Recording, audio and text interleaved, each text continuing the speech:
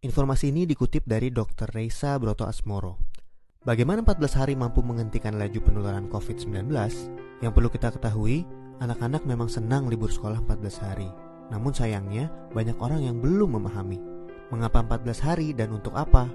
Maklum, himbauan itu tanpa disertai penjelasan yang memadai.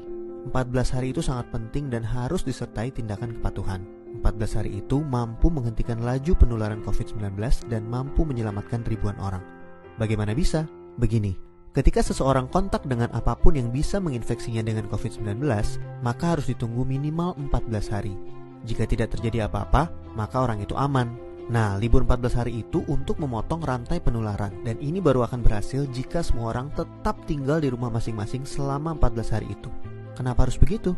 Contoh, seorang anak mulai libur tanggal 16 Maret selama 14 hari. Dia akan masuk sekolah lagi pada hari ke-15. Ternyata anak ini dan keluarganya menggunakan waktu libur itu untuk jalan-jalan, mengunjungi kumpulan orang, ke tempat saudara, ke mall, dan lain-lain. Seandainya dia jalan-jalan di hari ke-10 dan tertular COVID-19 di tempat yang ia kunjungi, mungkin pada hari ke-14 atau 15 belum ada tanda-tanda dia sakit, tetapi dia sudah membawa COVID-19 di tubuhnya dan berpotensi menularkan. Andai dia masuk sekolah pada hari ke-15 dan seterusnya, maka 14 hari libur sekolahnya itu tidak ada gunanya. Penularan terjadi juga di sekolah, efek domino akan berlangsung dan rantai penularan tidak terputus. Untuk itu semua orang harus bekerja sama. Semua warga Indonesia harus membantu dan warga harus kompak, yaitu patuh untuk tidak kemana-mana dalam 14 hari itu kecuali untuk hal yang sangat perlu. Waktu 14 hari itu berguna untuk saling pantau.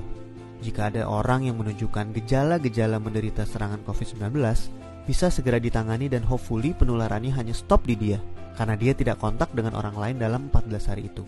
Jadi, mari kita mengisolasi diri untuk diri sendiri dan orang lain. Mungkin pula dalam skala besar untuk umat manusia.